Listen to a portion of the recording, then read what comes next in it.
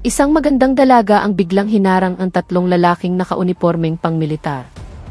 Sa malamig at nagbabantang tono, humingi sila ng pera para sa seguridad tulad ng dati nilang ginagawa.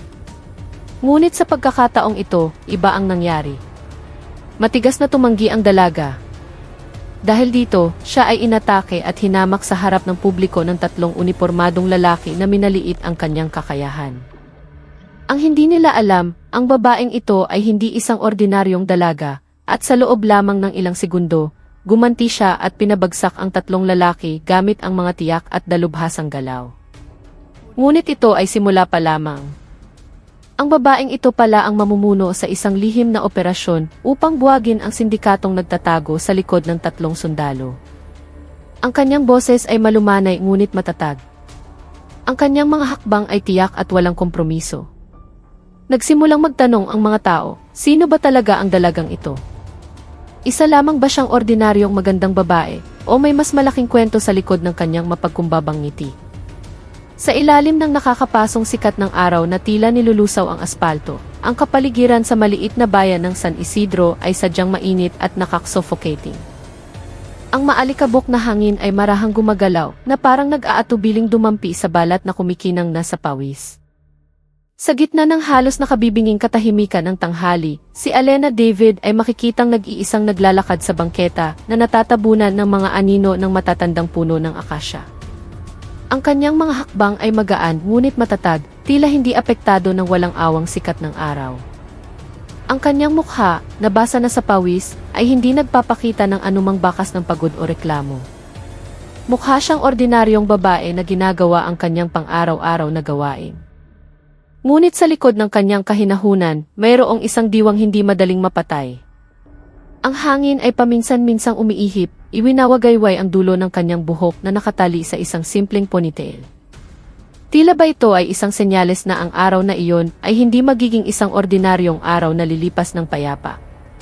Dinala ng kanyang mga hakbang ang kanyang katawan sa isang mas tahimik na bahagi ng bayan, kung saan ang mga gusali ay mas magkakalayo at ang ingay ng mga sasakyan ay unti-unti nang nawawala. Ang tunog ng kanyang mga sapatos ay humahalo sa mainit na singaw mula sa aspalto na sumisipsip sa init ng tanghali. Sa dulo mismo ng tahimik na kalsada, tatlong lalaking nakaunipormeng pangsundalo ang nakatayo, at ang kanilang postura ay agad na nagpapahiwatig ng panganib. Hindi lamang sila dumadaan, sila ay nag-aabang. Ayan na siya, sabi ng isa sa kanila, si Sergeant Ronnie Ignacio, sa mababa ngunit matigas na boses, na parang sigurado sa kanyang kapangyarihan sa sitwasyon. Huminto si Alena ilang hakbang sa kanilang harapan. Ang kanyang mukha ay nanatiling kalmado, kahit na ang kanyang mga pandama ay nagsimula ng maging alerto. Hindi niya sila kilala, ngunit ang kanilang biglaang paglitaw na puno ng tensyon ay sapat nang nagsasabi ng lahat. May maipaglilingkod po ba ako? Mahinang tanong niya. Ang kanyang boses ay hindi nanginginig, kahit na nakakasilaw ang araw at pinalilibutan siya ng tatlong lalaki na parang madilim na anino. Humakbang si Sergeant Ignacio. Ang kanyang uniforme ay medyo gusot, ngunit malinaw pa ring nakikita ang kanyang mga tsapa. May utang ka sa amin. Para sa seguridad, pinag-isipan ni Alena ang mga salitang iyon sa kanyang isip. Pera para sa seguridad. Tong. Wala pong nagsabi sa akin na may ganitong obligasyon, kalmadong sagot niya, walang bahid ng emosyon. Problema mo na yan, hindi namin problema, pabalang nasabat ni Corporal Diego Mendoza. Ang mahalaga, kailangan mong magbayad ngayon. Sumagot si Alena na may blankong tingin. Wala akong pera para sa mga bagay na hindi malinaw ang basehan. Namula ang mukha ni Sergeant Ignacio dahil sa sikat ng araw at sa galit na nagsisimula ng mag-alab. Huwag kang magmarunong sa harap namin, sigaw niya. Babalik ako bukas. Kapag hindi ka nagbayad, wasak ang karinderya mo. Naintindihan mo? Umihip ang hangin, ginugulo ang buhok ni Alena. Sandali siyang tumahimik, pinagmasdan ang tatlo ng salitan, na para bang kinakabisado ang bawat detalye ng kanilang mga mukha at ang aurang kanilang ipinapakita. Kahit na mukha siyang ordinaryo, sa loob niya ay may nagsisimula ng umalingaw-ngaw na isang bagay na mas malaki pa sa panlabas na kahinahunan. Ang ginagawa ninyo ay hindi trabaho ng sundalo. Huwag ninyong gamitin ang posisyon ninyo para mang-api ng kapwa Pilipino, sabi niya. Ang kanyang boses ay mababa ngunit tumatagos. Lumapit si Ignacio, naniningkit ang kanyang mga mata. Huwag ka ng maraming satsat. Bukas, kapag hindi ka nagbayad, magiging alaala na lang ang lugar na ito. Nang hindi na naghintay ng sagot, humakbang siya paatras at sumenya sa kanyang mga kasama. Umalis ang tatlo na may mabibigat na hakbang, nag-iwan ng tensyon sa hangin na hindi pa ganap na nawawala. Nanatili si Elena na nakatayo, tahimik na nakatingin sa walang laman na kalsada. Sa ilalim ng langit na kasing silaw pa rin ang dati, ang kanyang puso ay hindi na lamang galit, kundi determinado na gumanti sa isang mas maingat at kalkuladong paraan. Naramdaman ni Elena na mas bumigat ang kanyang mga hakbang habang nagpapatuloy sa paglalakad pa uwi. Kahit na nanatiling tuwid ang kanyang tindig, ang nakakapasong hangin ay tila nagpapabigat sa pasanin sa kanyang dibdib. Hindi siya madaling matinag, ngunit ang mga bastos na banta ni Sergeant Ignacio at ng kanyang dalawang kasama ay patuloy na umuulit sa kanyang isipan. Ang kanilang mga salita ay hindi basta-basta. Iyon ay isang matinding babala mula sa mga taong pakiramdam nila ay may kapangyarihan sila. Ngunit alam ni Elena na ang kapangyarihang inaabuso ay ang simula ng pagbagsak. Pagdating niya sa kanyang simpleng apartment sa likod ng karinderya, agad siyang naglinis ng katawan at sinubukang pakalmahin ang kanyang isipan. Lumipas ang gabi na hindi siya nakatulog ng mahimbing. Ang imahe ng kanyang maliit na kainan, ang negosyong pinaghirapan niyang itayo, na nawasak dahil sa kagagawa ng mga unipormadong taong nag-aabuso sa ngalan ng Estado ay nagpabalisa sa kanya. Ngunit alam din niyang hindi siya maaaring kumilos ng padalos-dalos. May tamang oras na dapat hintayin, may estratehiyang dapat buuin.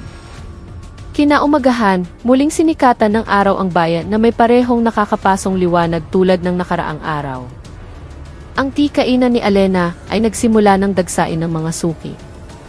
Ang amoy ng matapang na kapeng barako ay humahalo sa mainit na hangin ng umaga.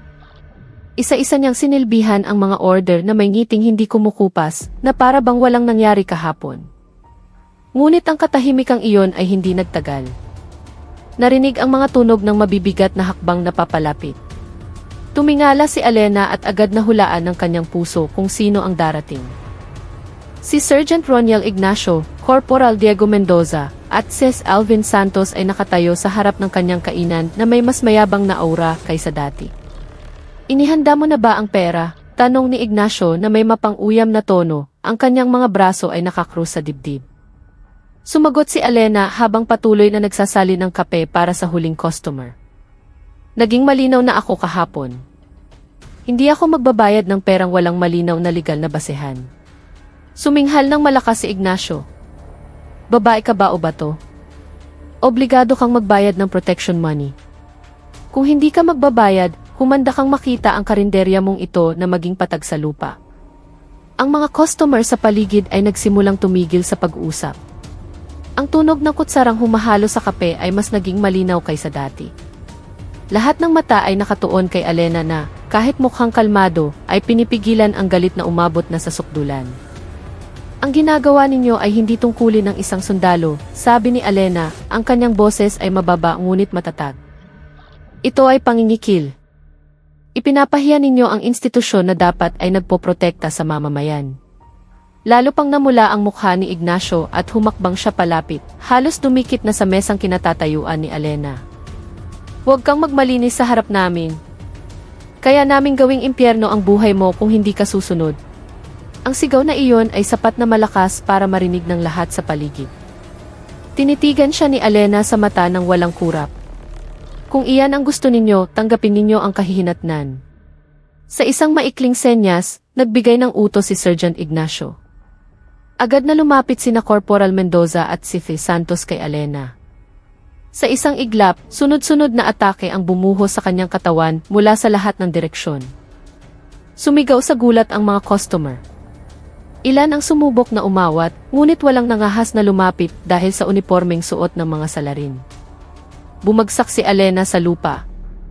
Ang alikabok ng kalsada ay dumikit sa kanyang pinagpapawisang bala. Masakit ang kanyang katawan, ngunit nanatili siyang tahimik. Walang sigaw, walang pakiusap. Isang matalim na tingin lamang ang ipinukol niya sa kanila, na para bang sinasabing, masaya na ba kayo? Sandaling katahimikan ang bumalot sa lugar sa gitna ng nakakapasong sikat ng araw. Ang unang hakbang ng pagganti ni Alena ay nagsimula pa lamang. Ang maruming alikabok ng kalsada ay dumidikit pa rin sa mukha at damit ni Alena dahil sa atake ng 3 sundalo. Ang kanyang katawan ay nananakit, ngunit hindi niya ito pinansin. Sa ilalim ng nakakasilaw na sikat ng araw, kasama ang mga customer na nakatingin ng may takot at pagkabigla, dahan-dahang tumayo si Alena. Ang kanyang mga galaw ay hindi nagmamadali, ngunit puno ng kontrol. Tila ba ang bawat kalamnan sa kanyang katawan ay naghahanda para sa isang bagay na mas malaki kaysa sa simpleng pananahimik at pagtanggap sa masamang trato. Napangisi si Sergeant Ignacio nang makita si Alena na tila nanghihina matapos bugbugin. "Oh, ayan, kontento ka na sa pagiging matapang mo," sabi niya na may nang-aasar na tono. Pinunasan niya ang kanyang uniforme na para bang katatapos lang ng isang magaan na trabaho. Malakas na tumawa si Corporal Mendoza. "Kung ganito ka palagi, bukas itong karinderya mo pwedeng gawing paradahan ng tricycle." Sinipa naman ni Ify Santos ang isa sa mga upuan hanggang sa tumumba ito. "O baka mamayang gabi pa lang." Ngunit hindi umatras si Alena. Pinunasan niya ang pawis sa kanyang noo at tumingala. Ang tingin sa kanyang mga mata ay nagbago. Hindi na ito puno ng pagpipigil, kundi puno ng determinasyon. Ang bulungan ng mga customer ay nagsimulang humina. Nakita nila si Alena hindi lamang bilang isang ordinaryong may-ari ng kainan. Mayroong isang bagay sa kanya na nagpapausisa sa kanila, na nagpatayo sa kanila sa kabila ng takot. "Akala niyo ba palaging mananahimik ang mga tao kapag ganito ang trato niyo?" sabi ni Alena. Ang kanyang boses ay mababa ngunit sapat na matatag upang basagin ang katahimikan. Suminghal si Ignacio. "Mahihina ang mga sibilyan. At ikaw, isa ka lang maliit na basura na naglakas loob na lumaban sa agos." Humakbang si Alena. Ang kanyang mga hakbang ay matatag kahit na masakit pa ang kanyang katawan. Pero minsan, ang maliit na basura ay maaaring maging isang bagyo. Bago pa man makasagot si Ignacio, kumilos na si Alena. Sa isang mabilis at tiyak na galaw, sinalag niya ang suntok ni Corporal Mendoza na sumusubok na umatake mula sa gilid. Isang maikling siko sa kanyang sikmura ang nagpatumba sa lalaki na napangiwi sa sakit. Sinubukan siyang sakmalin ni Ify Santos mula sa likuran, ngunit handa na si Alena.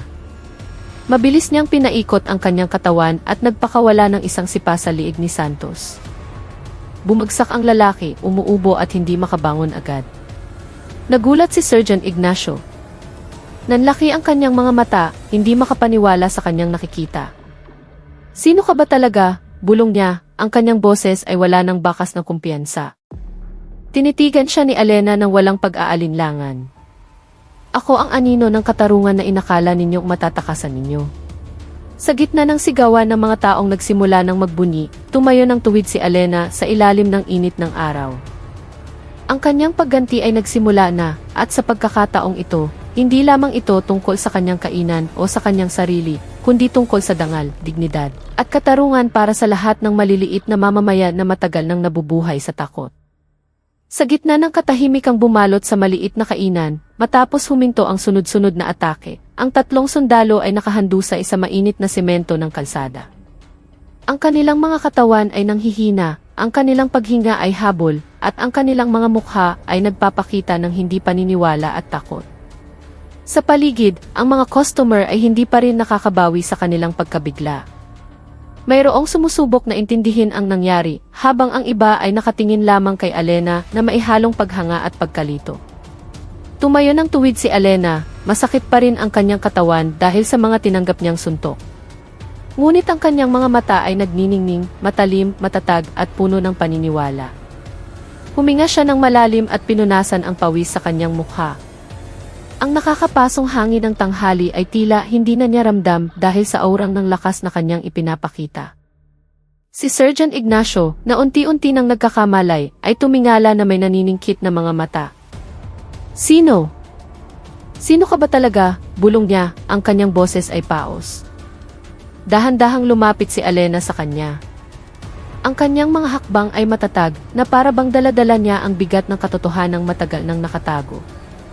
Tinitigan niya si Ignacio nang may tinging hindi na pangkaraniwan, isang tingin ng isang opisyal ng estado na hindi nakikipagbiruan. Ako ay isang ahente ng Intelligence Service of the Armed Forces of the Philippines, sabi niya. Ang kanyang boses ay kalmado ngunit tumatagos. Direktang inatasan ni Major General Felipe de la Cruz upang buwagin ang mga maruruming gawain ng mga opisyal na umaabuso sa kanilang posisyon. Ang mga salitang iyon ay parang kulog sa katanghalian para sa tatlong sundalo. Namutla ang mukha ni Ignacio. Ganoon din sina Corporal Mendoza at Santos na ngayon ay nagsisimula ng mapagtanto na hindi lamang sila nakaharap sa isang maliit na negosyante. Si General de la Cruz, bulong ni Corporal Mendoza na may nanginginig na boses. Tumango ng bahagya si Elena. Akala ninyo ba ang pang-aapi ninyo ay makakalusot sa aming pagmamanman? Na ang mga ordinaryong mamamayan ay palaging mananahimik kahit natratuhin sila ng walang katarungan? Hindi. Pagkatapos ay mas tumayo siya ng tuwid, ang kanyang boses ay pumuno sa mainit na hangin. Nilabag ninyo ang inyong sinumpaang tungkulin bilang mga miyembro ng sandatahang lakas. Kayo ay hindi mga tagapagtanggol, kundi isang banta. Hindi mga tagapagbantay ng kapayapaan, kundi mga sanhi ng takot. Ang mga customer na kanina itakot ay nagsimula ng magkaroon ng sigla. Ilan sa kanila ay nagsimulang magbulungan, naaalala kung paano sila mismo naging biktima ng parehong pananakot mula sa ibang mga opisyal. Narinig ang mga bulong ng suporta mula sa maliit na grupo ng mga tao. Isang matandang lalaki, si Mang Lito, ay humakbang. Kaya. Hindi ka isang ordinaryong may-ari ng kainan. Bahagyang umiti si Elena. May-ari po ako ng kainan, Mang Lito. Pero isa rin akong makabayan na may tungkuling protektahan ang bansa mula sa loob, kasama na ang mga opisyal na sumisira sa mabuting pangalan ng institusyong dapat nagpoprotekta sa taong bayan. Ang langit ay nanatiling asul at maliwanag. Ang sikat ng araw ay patuloy pa ring nagbibigay liwanag sa maliit na bayang iyon. Ngunit para sa tatlong sundalo, ang liwanag ng araw na iyon ay tila napakasilaw, na parang isang tahimik na saksi sa kanilang pagbagsak. Para sa mga maliliit na mamamayan na naroroon, iyon ay isang sinag ng pag-asa na nagsisimulang tumagos sa kadiliman. At para kay Elena David, ang tanghaling iyon ay simula ng isang mas malaking proseso. Ang katarungan ay dapat manaig, at siya ay isa sa ilan na mailakas ng loob na gawin ito. Ang langit ay malawak pa ring nakalatag, naglalabas ng parehong init tulad ng dati, nang dumating ang mga otoridad ng militar. Dalawang itim na patrol vehicle ang dahan-dahang pumasok sa dumaraming tao. Sa salyo ng ugong ng makina at mga hakbang ng mga sundalong nakauniporme, ang maliit na kainan ay naging isang lugar ng operasyong legal. Nakatayo si Elena David malapit sa luma niyang mesang kahoy. Pinanood niya ang tatlong sundalong kanyang pinabagsak na isinasakay sa sasakyan. Wala nang bakas ng pagbabanta sa kanila. Tanging takot at pagsisisi na lamang ang malinaw na mababasa sa kanilang mga mukha.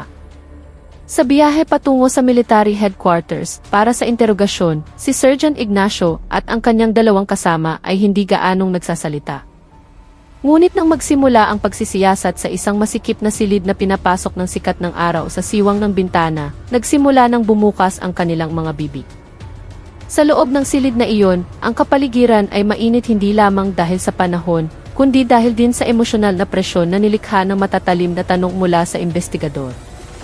Nakaupo si Elena sa kabilang panig ng malamig na mesang bakal kasama si Captain Miguel Sarmiento, isang opisyal ng intelligence na itinalaga ni Major General de la Cruz bilang coordinator ng investigasyon. Hindi kayo kumikilos ng mag-isa, sabi ni Captain Sarmiento. Ang kanyang tono ay patag ngunit puno ng banta. Sino pa ang mga kasangkot? Sandaling natahimik si Ignacio. Blanko ang kanyang tingin. Sa wakas, na may mabigat na paghinga, sumagot siya, kay kami. Tinutulungan kami ng isang grupo ng mga siga-siga sa kalsada. Mabilis na nagsulat si Captain Sarmiento. Sino ang pinuno nila? Si Berto, sagot ni Corporal Mendoza na may paos na boses. Dati siyang miyembro ng isang gang. Ngayon, kontrolado niya ang lugar na ito sa pamamagitan ng pananakot at pangingikil. Idinagdag ni Ife Santos, sina Tonyo at Rico ang kanyang mga kanang kamay. Sila ang nag-aayos ng lahat ng pangingikil sa lugar. Kami, parte lang kami ng sistema. Tahimik na nakinig si Elena, nananatiling blanko ang kanyang mukha. Pagkatapos ay nagsalita siya, ang kanyang boses ay mababa ngunit puno ng kumpiyansa. Kaya sa buong panahong ito, nakikipagtulungan kayo sa mga kriminal para gipitin ang mga tao. Ginawa ninyong panangga ang ating institusyon para makagawa ng krimen. Yumuko sila. Napilitan lang kami. May hawak na impormasyon si Berto. Mga pananakot. Kung tatanggi kami, maaaring mapahamak ang aming mga pamilya. Tumayo si Elena. Matatag ang kanyang mga hakbang papalapit sa mesa. Ang pisikal na banta ay hindi maaaring gawing dahilan para labagin ang sinumpaang tungkulin. Mananagot pa rin kayo sa ginawa ninyo. Tinapos ni Captain Sarmiento ang sesyon sa isang matigas na pangungusap. Hindi pa ito tapos. Kailangang linisin ang bayan na ito mula kay Berto at sa kanyang grupo. Samantala, sa labas ng interrogation room, nakakapasong pa rin ang hangin. Ngunit para kay Elena, ang sikat ng araw ay tila isang simbolo ng katotohanan na dahan-dahang nag-aalis sa madilim na anino ng katiwalian at pang-aapi. Isang malawakang operasyon upang linisin ang sindikato ng krimen ay malapit nang magsimula at handa si Elena na maging dulo ng sibat. Sa ilalim ng parehong nakakapasong sikat ng araw, isang operasyong militar ang nagsimula. Ang maliit na bayan, na karaniwang maingay lamang sa tunog ng mga busina at usapan sa mga kapihan, ay naging isang tahimik na larangan ng digmaan sa pagitan ng mga otoridad at ng sindikatong matagal nang naghahari-harian. Pinamunuan ni Captain Sarmiento ang isang pinagsanib na puwersa ng militar at pulisya, kumikilos ng mabilis at organisado ayon sa utos ni Major General de la Cruz. Si Elena David, kahit may mga pasa pa mula sa pambubugbog ilang araw na ang nakalipas, ay kasama bilang ahente ng intelligence na nagsisilbing tagapag-ugnay at tagaturo ng mga pangunahing target. Si Berto at ang kanyang dalawang kanang kamay, sina Tonyo at Rico, ay nagmamarka sa isang lumang bodega malapit sa terminal ng bus, sabi ni Elena kay Captain Sarmiento habang inihahanda nila ang kanilang estratehiya sa loob ng command vehicle. Tumango si Captain Sarmiento. Kung gusto nating linisin ito hanggang sa ugat, kailangan nating hulihin silang lahat ng sabay-sabay. Sang-ayon ako, sagot ni Elena. Kung may makatakas, bibigyan nila ng babala si Berto. At kung mangyari iyon, maaari siyang maglaho sa loob lang ng ilang oras. Nagsimula ang operasyon. Ang team ay gumalaw sa isang maayos na pormasyon, gamit ang mga tactical vehicle, upang harangan ang mga daanan papasok at palabas ng target area. Ang tunog ng mga bota at ang pag-check ng mga armas ay nagpadagdag sa tensyon. Habang papalapit ang mga tropa sa lumang bodega na natatakpan ng mga sako at mga gamit sa pagtransport, may mga kahina-hinalang galaw na nagsimulang makita sa loob. Ipinakita ng pagmamanman na si Tonyo ay nakaupo sa harap ng bodega, habang si Rico ay pabalik-balik na may dalang patalim. Alertado na sila, bulong ni Captain Sarmiento sa radyo. Ihanda ang tear gas. Ayaw nating magkaroon ng sibilyang biktima. Tinapik ni Elena ang kanyang balikat. Hayaan niyo akong mauna. Kaya ko silang iligaw. Nang hindi na naghintay ng opisyal na pahintulot, naglakad si Elena ng mag-isa patungo sa pinto ng bodega. Ang kanyang mga hakbang ay kalmado tulad ng dati. Tinanggal niya ang suot niyang bulletproof vest, at ang natira na lamang ay ang kanyang field uniform. Agad na tumayo si Tonyo nang makita ang isang estranghero na papalapit. Hoy, sino ka? Teritoryo namin to. Bahagyang umiti si Elena. Hinahanap ko si Berto. May mensahe ako galing kay Sergeant Ignacio. Nanliit ang mga mata ni Rico. Si Ignacio. Nagpadala na ba siya ng pera? Hindi na siya magpapadala ng kahit ano pa, malamig na sagot ni Elena. Dahil nahuli na siya. Ganoon din sina Mendoza at Santos. Agad na nagbago ang mukha ni Tonyo at Rico. Nagkatinginan sila at biglang bumunot ng kanilang mga armas. Hulihin yan, sigaw ni Rico. Ngunit bago pa sila makakilos, pumutok ang mga tear gas sa hangin. Agad na sumugod ang mga sundalo at pulis sa pinto ng bodega, hinalughog ang bawat sulok, at hinuli ang lahat ng miyembro ng sindikato na nagtatago sa loob. Sinubukan ni Berto na tumakas sa bintana sa likod, ngunit naghihintay na sa kanya si Alena. Sa isang sipa sa tuhod, bumagsak si Berto sa sakit. Akala mo ba magiging ligtas ang buhay mo habang takot sa iyo ang mga tao? Bulong ni Alena, tinititigan ang mukha ni Berto na puno ng takot. Umuubo si Berto dahil sa tear gas. Sumusunod lang kami sa utos nila. Ni Ignacio at ng iba pa. Alam ko, malamig na sabi ni Alena. Pero hindi yan dahilan para sumama ka sa pagbagsak. Nang may posas ang mga kamay at inilabas mula sa bodega, si Berto at ang buong sindikato niya ay isinakay sa mga sasakyan.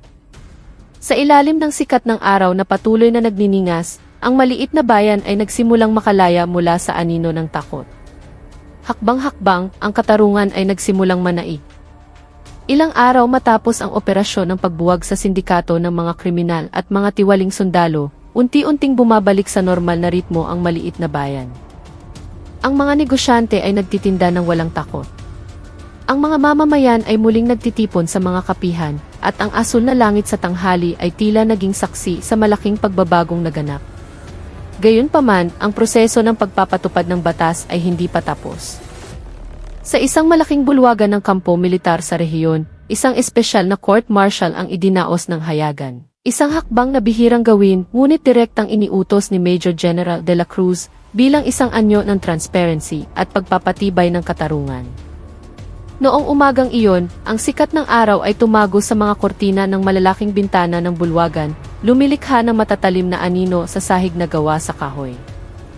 Sa loob ng silid na puno ng mga opisyal, mamamahayag, at mga sibilyan na dumalo bilang mga saksi, sina Sergeant Roniel Ignacio, Corporal Diego Mendoza, at Ces Alvin Santos ay nakaupo sa upuan ng mga akusado.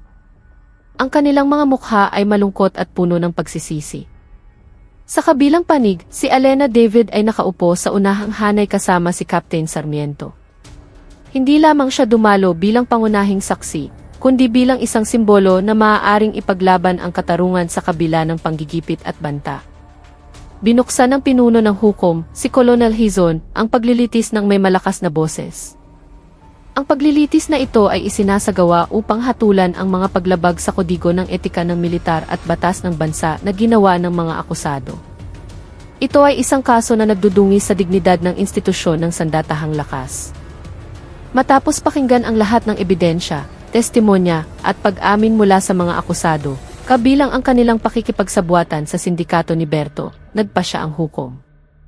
Batay sa mga katotohanang inilahad, ipinapataw namin ang sumusunod na hatol, sabi ni Colonel Hizon, binabasa ang sentensya ng may matatag na tono. Sina Sergeant Roniel Ignacio, Corporal Diego Mendoza, at Ces Alvin Santos ay napatunayang nagkasala sa mga kasong pag-abuso sa kapangyarihan, pangingikil, pananakot sa mga sibilyan at pakikipagtulungan sa isang grupong kriminal. Sila ay hinahatulan ng 10 taong pagkakakulong at dishonorable discharge mula sa serbisyo militar. Sandaling natahimik ang silid. Ilan sa mga miyembro ng pamilya ng mga akusado ay nagsimulang umiyak ng tahimik. Yumuko si Ignacio habang sina Mendoza at Santos ay mukhang mga taong nawalan ng lahat. Maya-maya, tumayo si Major General de la Cruz mula sa kanyang upuan. Siya ang Inspector General na direktang inatasan ng General Headquarters upang suriin ang kasong ito. Matatag ang kanyang mga hakbang nang umakyat siya sa entablado at kinuha ang mikropono.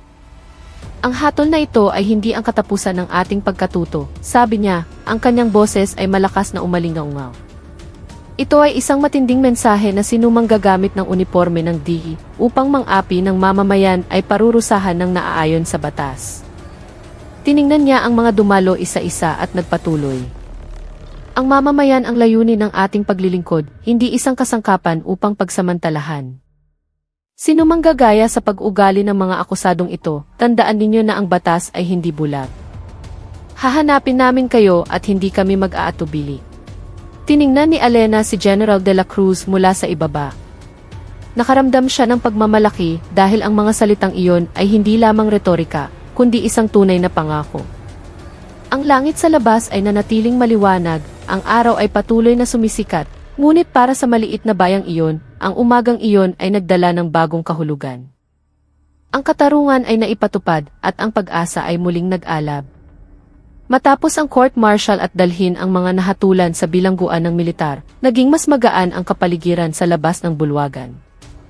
Ang asul na langit ay nanatiling malawak, tila isang tahimik na saksi sa pambihirang pangyayaring naganap, isang pagpapatupad ng batas na transparent, mabilis at matatag. Sa loob ng pangunahing silid-pulungan ng kampo, nakaupo si Major General de la Cruz sa dulo ng mahabang mesa. Sa paligid niya ay nagtipon ang ilang matataas na opisyal ng militar, kasama sina Captain Sarmiento at Elena David, na sa araw na iyon ay hindi lamang kinilala bilang isang ahente ng intelligence, kundi bilang isang simbolo ng integridad sa serbisyo. Tiningnan ni Major General de la Cruz si Elena nang may paggalang. "Agent David," sabi niya. Ang kanyang boses ay kalmado ngunit puno ng kahulugan. "Nais kong iparating ang aking opisyal na pasasalamat sa iyong dedikasyon at katapangan sa buong operasyong ito."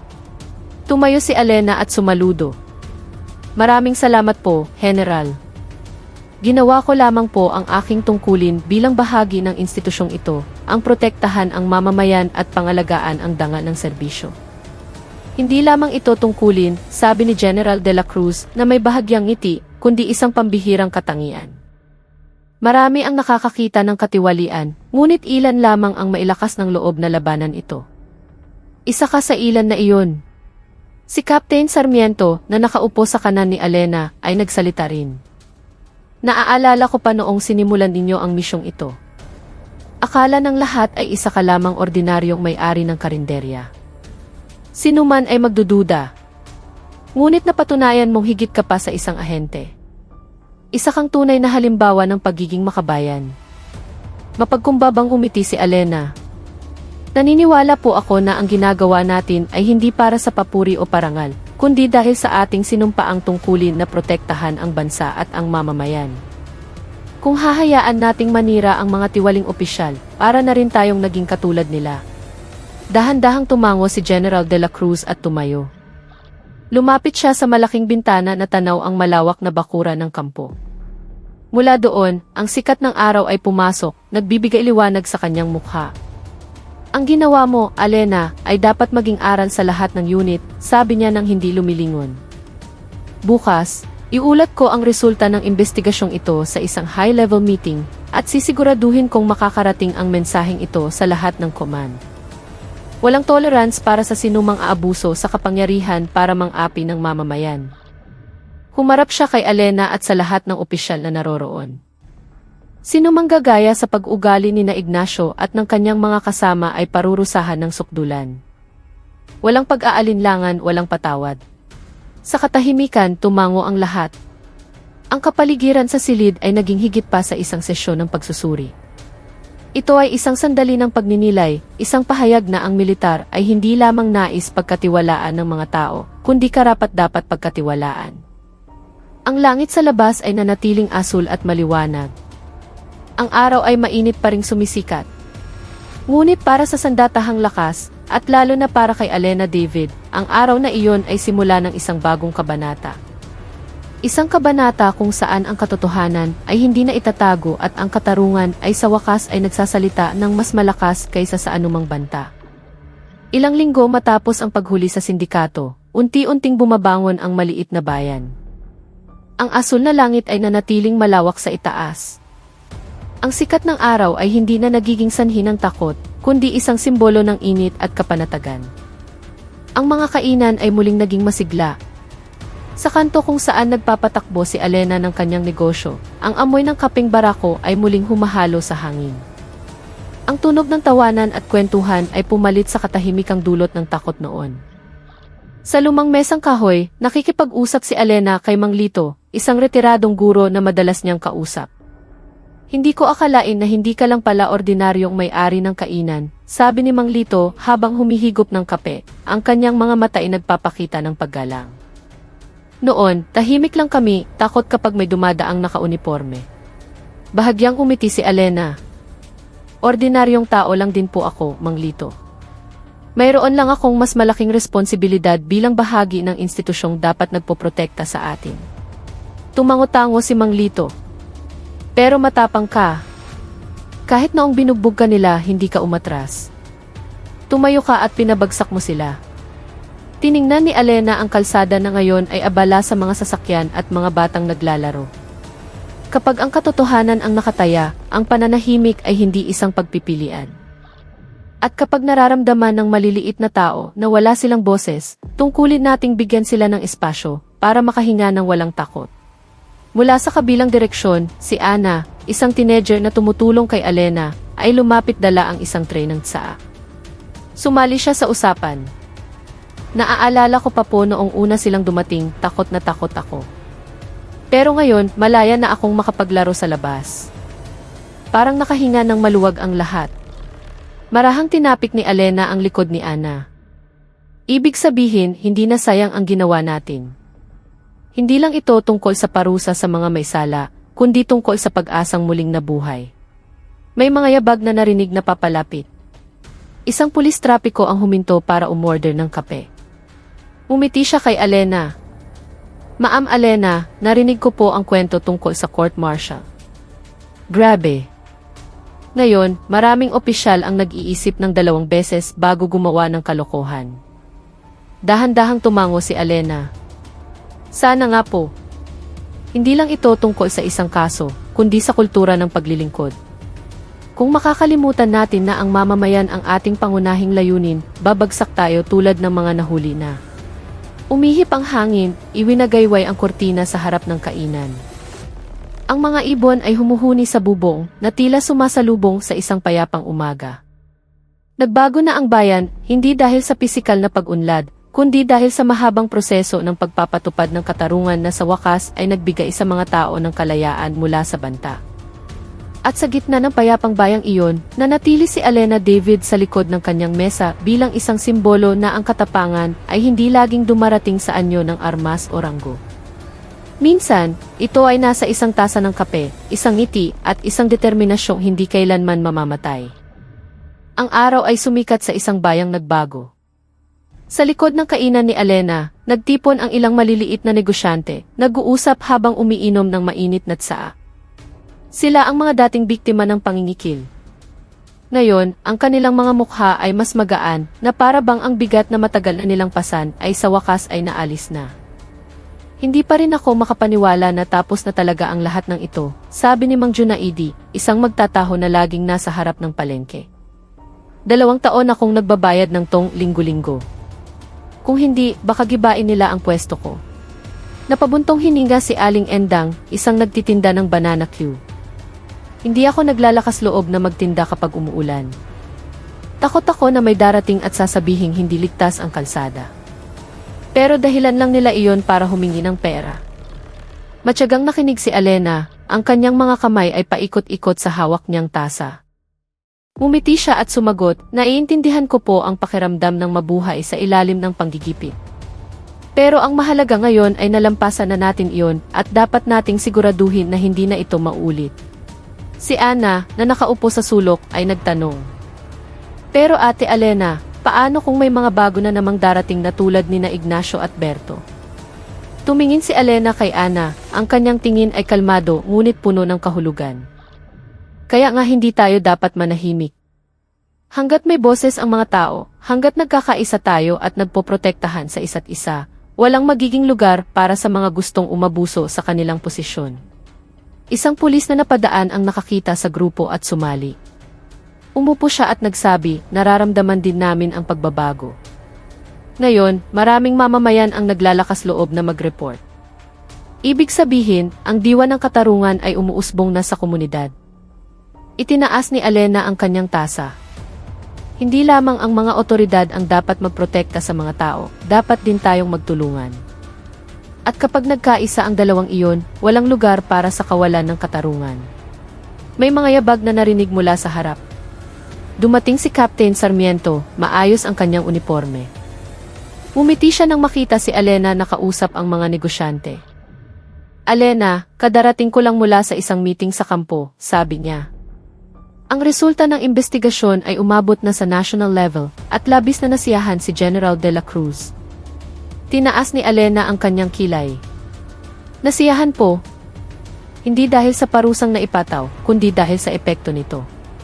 Maraming ibang lugar ang sumusunod na sa ating hakbang, nililinis ang kanilang mga hanay at inaayos ang relasyon sa komunidad. Napabuntong hininga ng maluwag si Alena. Kaya, hindi lang ito tungkol sa maliit na bayang ito. Maaaring ito na ang simula ng mas malaking pagbabago. Tumango si Captain Sarmiento. Tumpak. At ikaw ang simula ng lahat. Sa ilalim ng sikat ng araw, isang maliit na bayan ang muling natagpuan ang kanyang kaluluwa.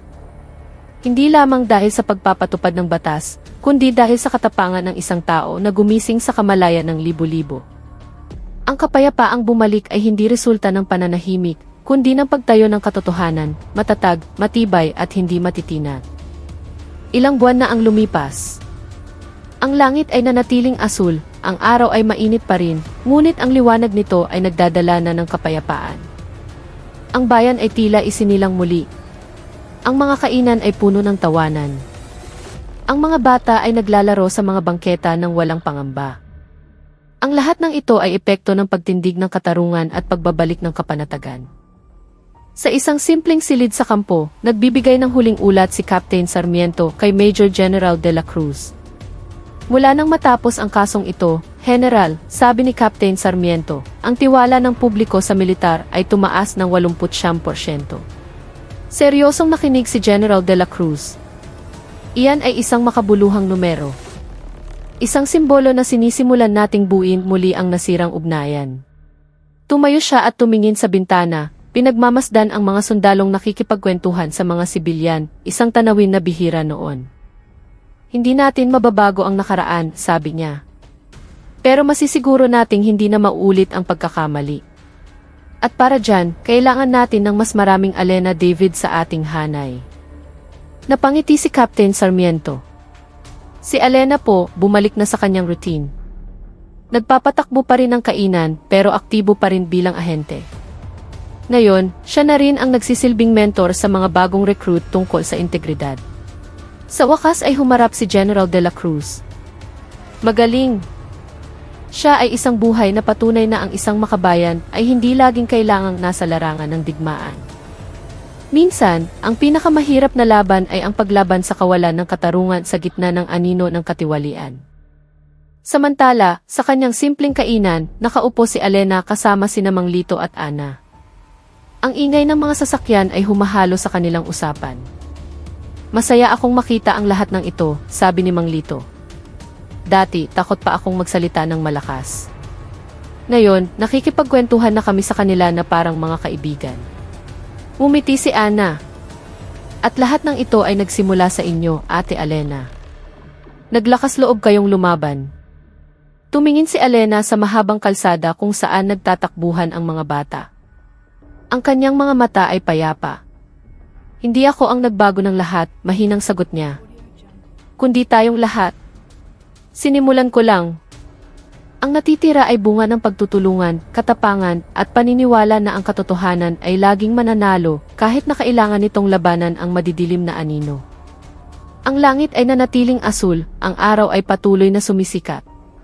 Ngunit sa likod ng simpleng liwanag na iyon, isang maliit na bayan ang natuto ng isang malaking aral, na ang pag-asa ay